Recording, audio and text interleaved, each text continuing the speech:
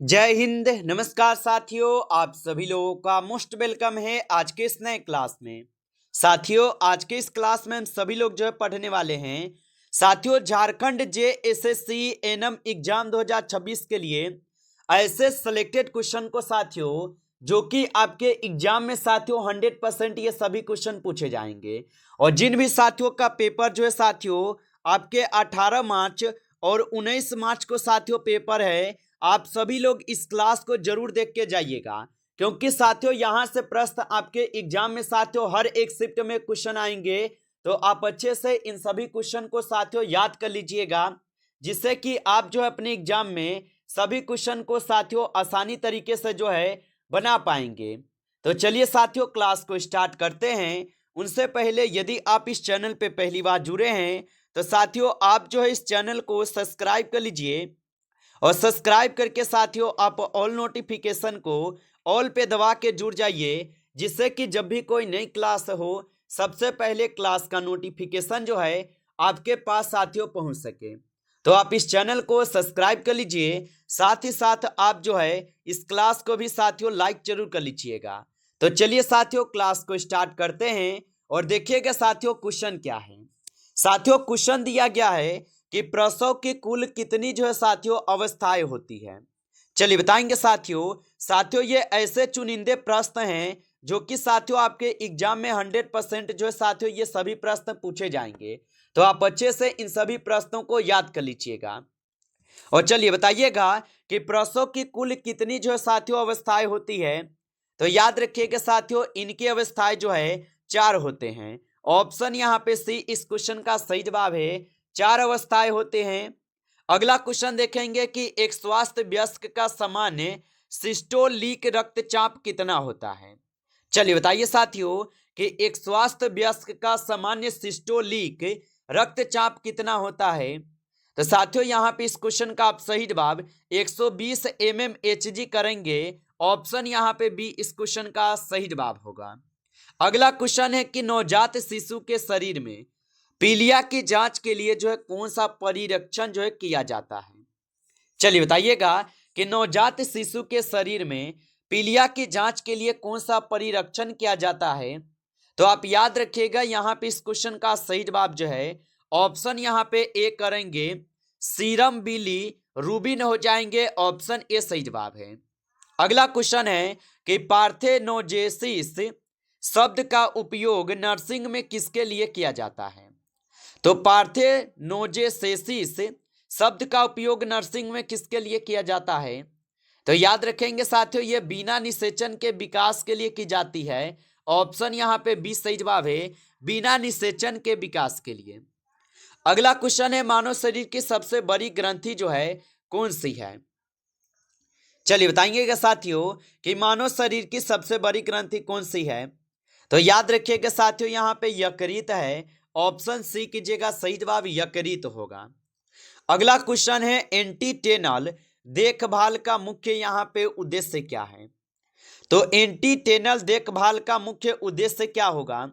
तो याद रखेंगे साथियों गर्भावस्था के दौरान मां को भ्रूण की स्वास्थ्य निगरानी। ऑप्शन यहाँ पे बी सही जवाब है।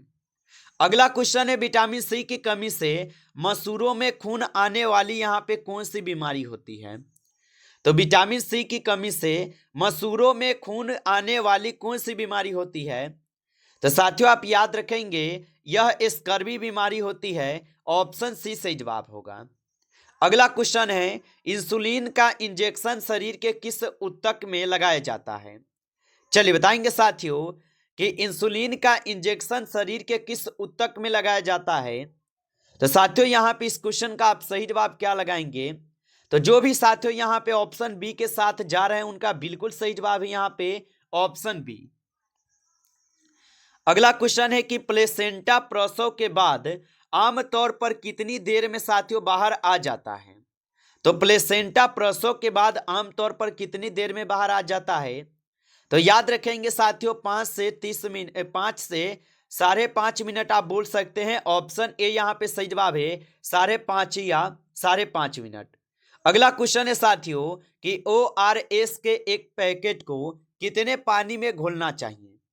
चलिए बताएंगे साथियों कि ORS के एक पैकेट को कितने पानी में घोलना चाहिए। तो याद रखिएगा साथियों 1 लीटर पानी में, ऑप्शन यहाँ पे 20 क्वेश्चन का सही जवाब है। अगला क्वेश्चन है मानव शरीर में कुल कितनी हड्डियां होती हैं।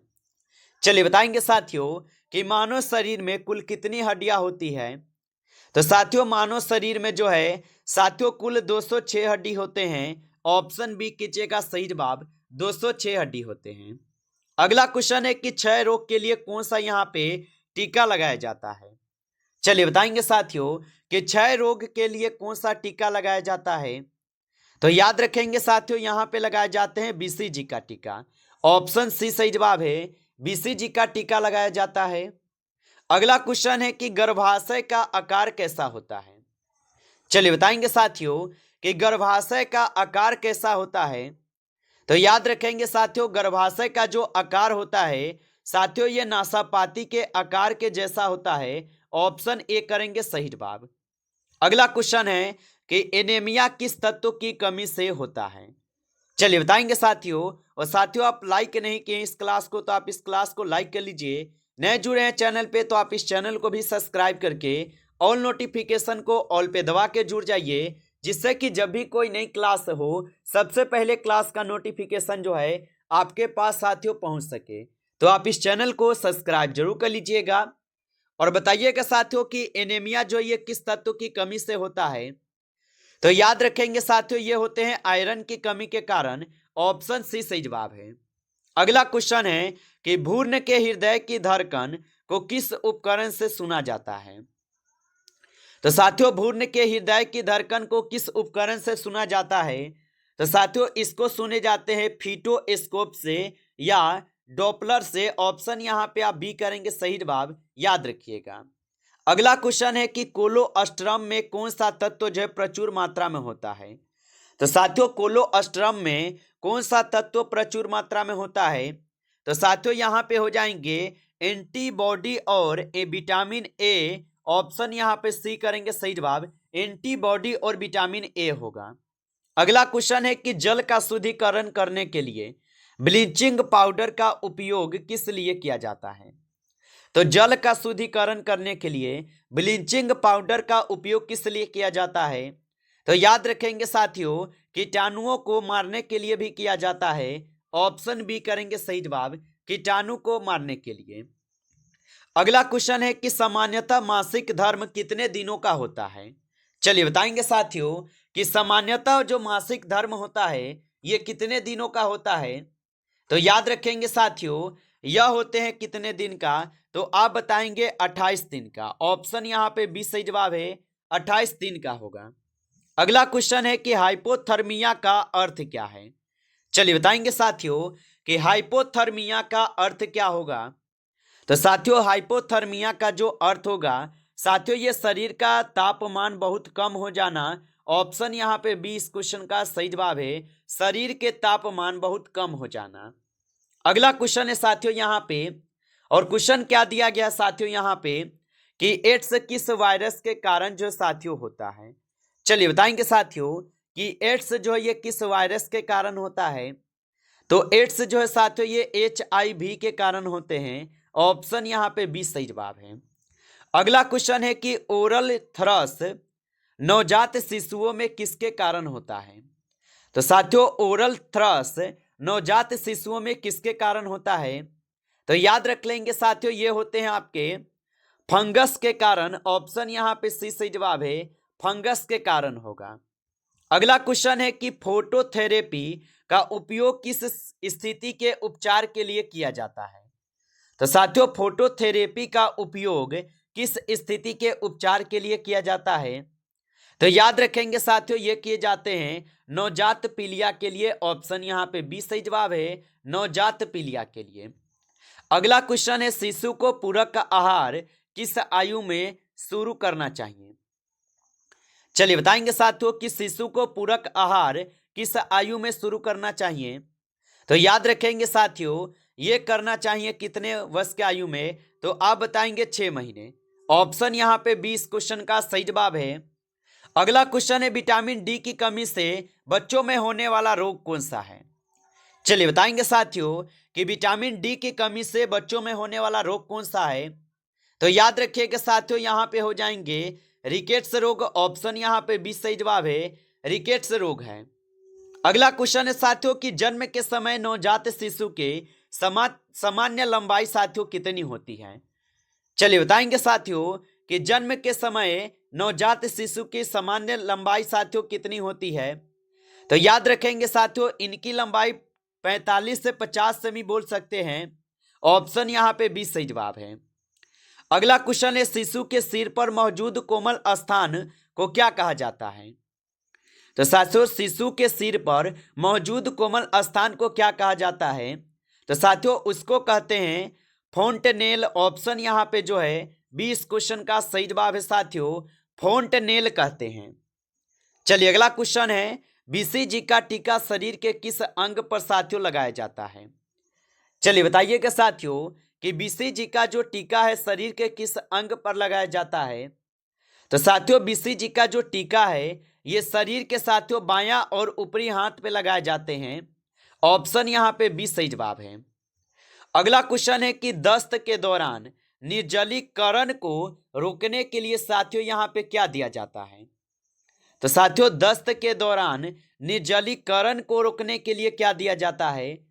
तो साथियों इनको रोकने के लिए ORS और जिंक दी जाती है। ऑप्शन यहाँ पे 20 सही जवाब होगा।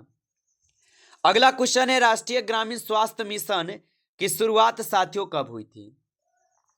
तो साथियों राष्ट्रीय ग्रामीण स्वास्थ्य मिशन की जो शुरुआत होती है साथियों इनकी शुरुआत आपके 2005 में होते हैं। ऑप्शन यहाँ पे 20 सही जवाब है, 2005 में हुई थी। अगला क्वेश्चन है एक प्राथमिक स्वास्थ्य केंद्र कितनी जनसंख्या पर साथियों होता है? तो एक प्राथमिक स्वास्थ्य केंद्र कितनी जनसंख्या पर होता है? तो साथियों ये होते हैं कितनी जनसंख्या पे? तो आप बताएंगे ये साथियों आपके 30,000 की जनसंख्या पे होते हैं। ऑप्शन सी सही जवाब है। अगला क्वेश्चन है साथियों और क्वेश्चन है कि IFA की नीली गोली किसे दी जाती है? चलिए बताइए साथियों कि IFA की जो नीली गोली होती है किसे दी जाती है? तो साथियों ये दी जाती है किशोर लड़के लड़कियों को। ऑप्शन यहाँ पे 20 क्वेश्चन का सही जवाब है। अगला प्रश्न है कि टिटनस से बचाव के लिए गर्भवती महिला को कितने टीके लगाए जाते हैं? तो साथियों टिटनेस से बचाव के लिए गर्भवती महिला को कितने टीके लगाए जाते हैं? तो साथियों उनको लगाए जाते हैं 2 टीके। ऑप्शन यहाँ पे साथियों 20 सही जवाब है, 2 टीके होगा। नमस्कार साथियों इस क्लास में जो है टॉप आपके 35 क्वेश्चन थे जो कि काफी इंपोर्टेंट और सिलेक्टेड क्वेश्चन थे ये सभी क्वेश्चन। साथियों यदि आपको क्लास अच्छा लगा हो तो आप इस क्लास को साथियों लाइक कर लीजिएगा। नए जुड़े हैं साथियों इस चैनल पे तो आप इस चैनल को साथियों सब्सक्राइब भी कर लीजिए जिससे कि जब भी कोई नई क्लास हो सबसे पहले क्लास का नोटिफिकेशन आपके पास जो है साथियों पहुंच सके। तो आप जो है साथियों इस चैनल को भी सब्सक्राइब करके जुड़ जाइए। चलिए फिर मिलते हैं आपसे नेक्स्ट टॉपिक के साथ नेक्स्ट क्लास में। तब तक के लिए जय हिंद जय भारत।